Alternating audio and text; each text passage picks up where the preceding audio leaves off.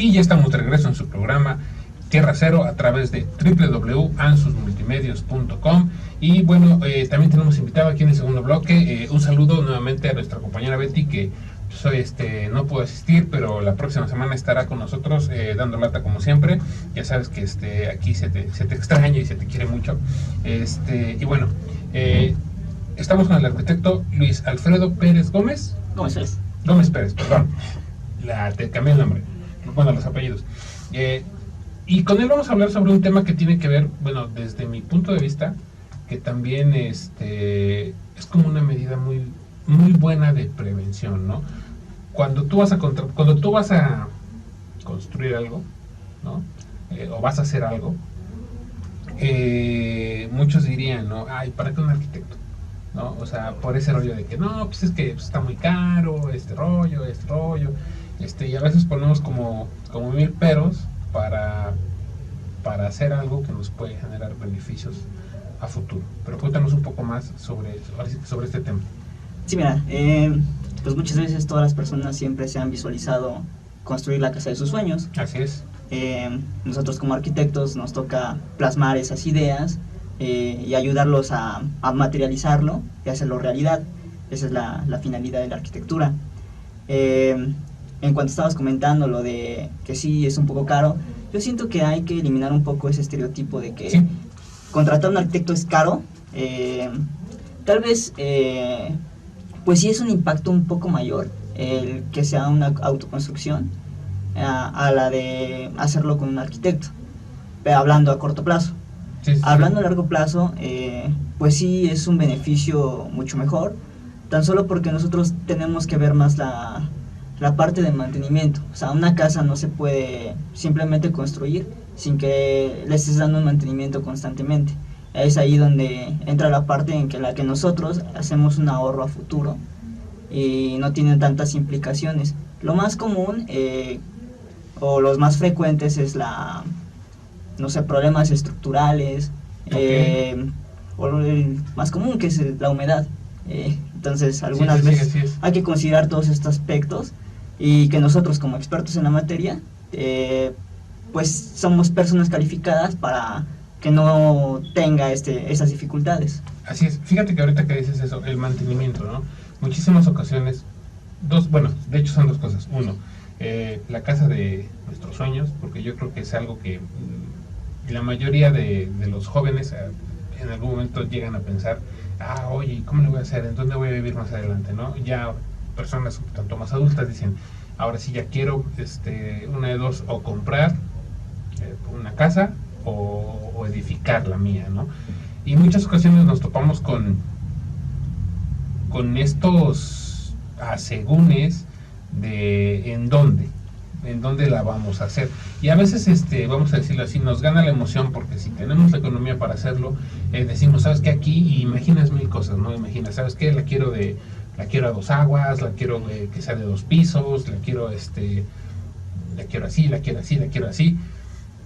Pero desafortunadamente no nos ponemos a pensar en, no sé, quizá cómo va a ser o cómo en la zona se vive la temporada de lluvias, por ejemplo, si estamos cerca de un río, por ejemplo, también, si estamos o cerca de un cerro, o estamos en un cerro, no sé, porque ese tipo de construcciones somos, yo creo que en México hemos visto de todo, ¿no? Hay cosas que incluso dices tú, oye, eso desafía la gravedad de algunas otras leyes más. No, pero es importante revisar ese tipo de cosas, ¿no? Porque, pues a futuro, si nosotros estamos tomando un ejemplo, ¿no? Que se me haría como el más común, decir, ¿sabes qué? Pues en este lugar puedo construir. Oye, pero ¿qué fue aquí? No, pues fue río hace muchos años. ¿Y ya no pasa agua? No, ya no. De hecho ya es hasta incluso es un terreno, y aquí, no sé, eran canchas de fútbol, pero al final las movieron a otro lado. Pues aquí construyó. Pero no sabemos en verdad si en algún momento por una lluvia quizá temporal, o quizá por una lluvia torrencial, ese cauce de río vuelva a tener afluencia de agua, ¿no? Por ejemplo, en estos casos, ¿tú qué nos recomendarías o qué tipo de acciones deberemos tomar si yo, por ejemplo, llego y te digo, oye, bueno, ya te contrato, todo el rollo, y te digo, ¿sabes qué? Yo voy a hacer aquí mi casa. ¿Cuál sería como el primer paso a seguir para que tú me digas, sí, órale, aquí? En primera, como labor del arquitecto, siempre de primero se tiene que hacer un estudio de campo. Tenemos Ok. que ir al lugar, analizarlo. Ya una vez que ya está elegido el lugar, tenemos que hacer pruebas de laboratorio, precisamente pruebas de suelo, para ver la resistencia. Como tú estabas diciendo, si es o fue una zona un poco con demasiada humedad o que es un suelo muy blando ¿O muy duro? o muy duro. En todos casos, es un impacto o tiene que ver mucho con la cimentación para una correcta elección. Nosotros, si es un suelo muy blando, tenemos que irnos mucho más abajo hasta encontrar el suelo más duro. Entonces, tampoco puedes construir una cimentación muy larga si el suelo no te lo permite. Ok. ¿Cómo qué obstáculos, vamos a decirlo de esta manera, podremos encontrarnos para no hacer, como dices tú, una cimentación tan profunda? En primera, algunos estudios muy vagos. He escuchado que algunos practican que entierran una pala, por ejemplo, entonces sienten un poco la dureza del suelo. Si se hunde más de una cierta capacidad, entonces hablamos de que es un suelo muy blando y que se necesita ir un poco más abajo. Si luego se siente que es un suelo duro, entonces optamos por una cimentación simple, mampostería, por ejemplo, que Ok. no es más de 1 a 3 metros de profundidad. Ok. En el caso de, bueno, ya pasando, vamos a decirlo así como otro departamento, dicho de esa Sí. manera, el tipo de cimentación. Ahora aquí viene pues este detalle que nosotros podríamos pensar que es así como de, me voy a una tienda de material para construcción y escojo la que más me guste, ¿no? O sea, escojo X marca de cemento porque me gustó cómo está la bolsa de cemento o sea, por ejemplo, dependiendo de uno, y eso sí yo ya me lo habían comentado, ya me lo habían platicado y también ya lo había checado en algún momento, dependiendo qué quieras, ¿no? O sea, yo creo que también ahí viene un tanto de planeación de parte de lo que podría ser tu cliente, ¿no? O la persona a la que estás asesorando para construir su patrimonio. Casa o sea, planificar bien, ¿no? De entrada es como, tu casa va a ser de una planta, a futuro quieres que sea de 2 plantas, a futuro te quieres expandir o esa vivienda se va a quedar así como tal, por ejemplo, en ese tema. De hecho, acabas de tocar un punto algo importante, sobre todo lo de la expansión. Hay muchas veces que cuando se construye no se considera el que quieras ampliar tu casa, subirte unos pisos más. Entonces, cuando se diseña, se tiene que diseñar a futuro. ¿Por qué? Porque se tiene que, digamos, las cargas están repartidas hacia la cimentación como tal. Entonces, si se diseña solamente para un diseño de 2 plantas, tiene que contener un grado de resistencia. Pero si tú piensas expandirte más a futuro, no consideras estas cargas de más, entonces tu casa se te puede venir abajo. Entonces, nuestra labor como eso es siempre estar preguntando, o en algunos casos, si tienen pensado expandirse un poco más. Entonces sí considero que se debe planificar eso en ese aspecto. Sí, así es. Y bueno, por ejemplo, aquí viene, ahora es que retomamos rápidamente un punto que estaba mencionando hace un momento y es cómo saber qué material comprar, ¿no? O sea, bueno, ustedes como arquitectos, obviamente dependiendo de lo que queramos y planeando a futuro, ¿cómo saber qué comprar? No hay una limitante en cuanto a material, realmente uno se puede adecuar al presupuesto también del cliente, pero sí tenemos que nosotros como arquitectos hacer la tarea de investigar un poco más cuál material es mejor sobre otro y hacer una correcta elección. Nosotros podemos darle diferentes, eh, podemos decirlo así, diferentes soluciones, la que más adecue a su costo. Nuestra gran limitante es esa, no es tanto una elección de material. He visto algunas construcciones que se han hecho con materiales, digámoslo así, baratos, y que han tenido una funcionalidad muy buena. Sí, sí, sí, así es. Ahora, por ejemplo, ya vamos a decirlo así, empezando como a tener todos los elementos, vamos, no sé, de rompecabezas, dicho de esa manera, ¿no? Para empezar a armarlo. ¿Qué seguimiento es el que ustedes como arquitectos sugieren, recomiendan o le dan a esta obra a partir de que se empieza a construir?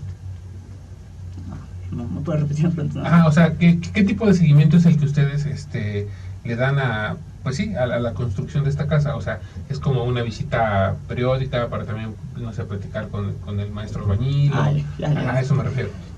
Pues mira, nosotros nos vemos obligados a estar presentes en la obra, tal vez si no al 100%, por lo menos un 80% en obra. Debemos estar al pendiente de cómo es el armado, por ejemplo. Ver que se utilice el agregado perfecto, la cantidad de agua correcta. Entonces debemos estar muy al pendiente en la obra. Sí. Entonces pues sí, como dices, o sea, sí tenemos que estar ahí presentes. Sí, no sé si esa era tu pregunta. Sí, así es, ¿no? Porque muchos pensarán, no sé, ya se diseñó la casa, ya pues el arquitecto entregó los planos, todo el rollo. Pero ahora yo siento que en el camino de esta construcción, a lo largo de esta construcción, pues se generan dudas, ¿no? O a veces preguntas así como de, oye, ¿sabes qué? Como que aquí de repente se nos apareció, como que de aquí para acá el suelo es más blando y de aquí para acá el suelo es más duro, ¿no? No sé, cosillas de ese tipo. Si sucedieran ese tipo de cosillas, sí, digo, realmente lo primero siempre se debe hacer un estudio de suelo, siempre, precisamente para no tener estas vertientes o estos cambios.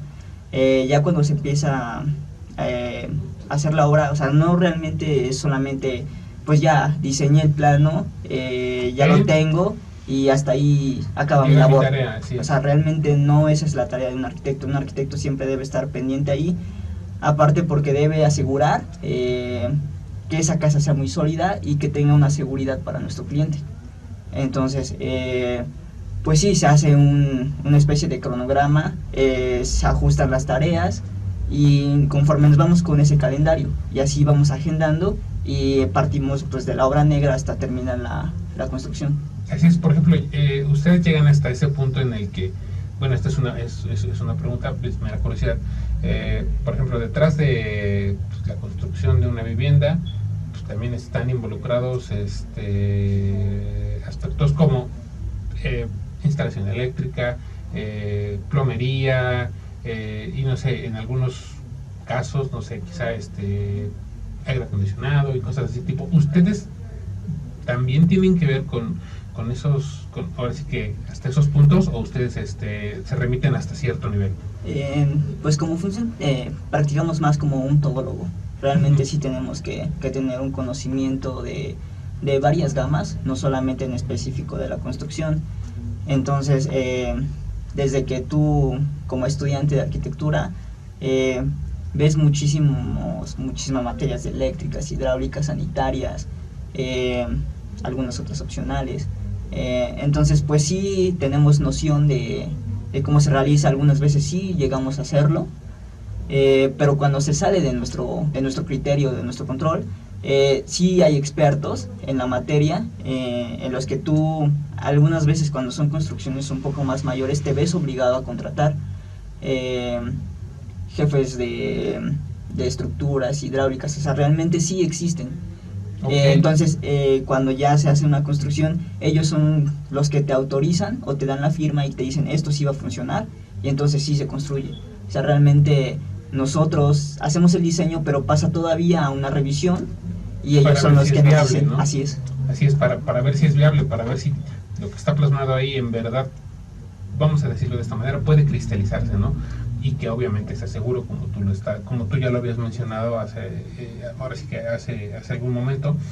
Porque muchas ocasiones pues creemos que el simple y sencillo hecho de contratar a un arquitecto es como de ya, ¿no? Con que ya él me lo diseñe, ya tengo garantizado de que todo va a estar bien, ¿no? Así es. Pero también, como tú lo dices, también ustedes se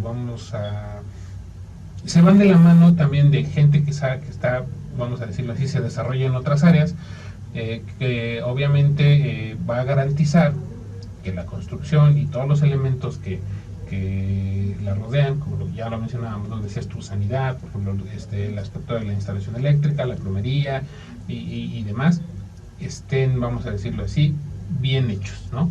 Así es, o sea, realmente te digo, o sea, nosotros llegamos hasta donde nuestro conocimiento da, pero pues hay todavía expertos más en la materia, en los que te dicen que sí, que te autorizan y la obra se lleva a cabo.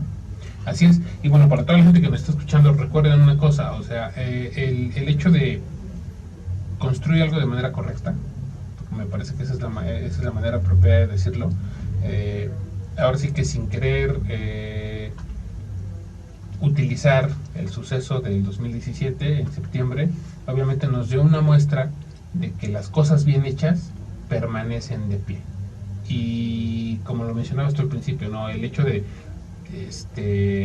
pues no respetar, vamos a decirlo de esta manera, el peso que debe cargar cada estructura en base a la función de ella, ¿no? Que vaya a ser no sé, que vaya a ser una vivienda, que vaya a ser un comercio, que vaya a ser como el desafortunado suceso en Ciudad de México, una escuela, y me puedo ir con más ejemplos, ¿no? El hecho de respetar ahora sí que pues, las reglas como tal de arquitectura y hacer algo bien generará que en caso de sucesos como un sismo, Hay un responsable. uno, hay un responsable. Dos, tengamos la garantía de que el lugar en el que nos encontramos es seguro. Hace algún tiempo, esto me gustaría compartirlo contigo, aprovechando que estás aquí. Hace algún tiempo, escuchaba la charla de una sismóloga, ¿no? O bueno, una persona dedicada al estudio de los sismos, por si la palabra sismóloga no es correcta. Y decía, en México tenemos la cultura o tenemos como este rollo de decir, ¿sabes qué? Si tiembla, lo más adecuado es salir, evacuar el lugar en caso de algún evento desafortunado para ponernos a salvo, ¿no? Y decía, desafortunadamente en México no tenemos como esa cultura de construir lugares que sean seguros, tomando en cuenta pues todos los elementos que rodean al lugar en el que nos vamos a sentar, ¿no?